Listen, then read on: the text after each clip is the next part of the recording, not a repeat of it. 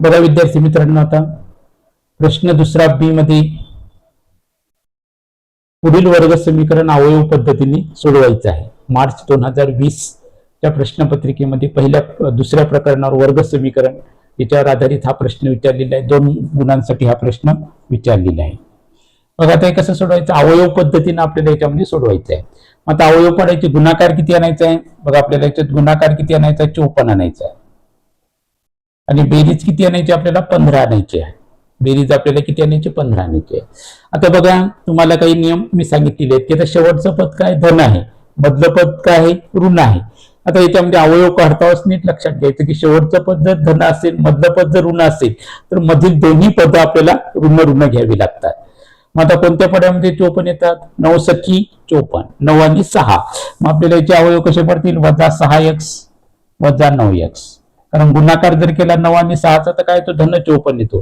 आणि बेरीज जर केली 6 आणि 9ची जर बेरीज केली तर किती होते, -15 येते.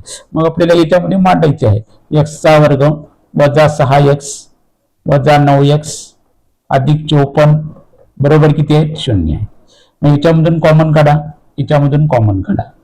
काय कॉमन निघाले याच्यामधून, x कॉमन निघाले, x - 6 वजा, आता याच्यामधून कोणत्या पाड्यामध्ये येतात, 9 आणि 54 कोणत्या, 9च्या पाड्यामध्ये, 9 कॉमन काढा, x वजा, बघा नेहमी लक्षात ठेवा वजा जर कॉमन काढलं तर कंसामध्ये अधिकच्या ऐवजी तर काय वजा, x - 6 बरोबर काय 0.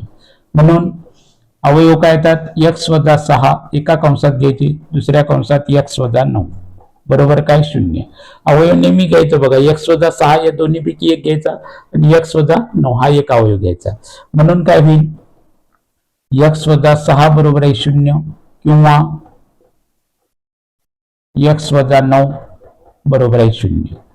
म्हणून मूळ काय येतील, x बरोबर आहे 6 किंवा x बरोबर किती आहे 9.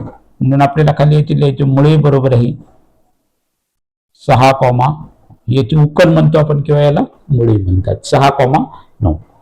तर अशा पद्धतीने हे सोडवायचं आहे. तुम्हाला जर आवडलं तर लाईक करा, शेअर करा, सबस्क्राईब करा.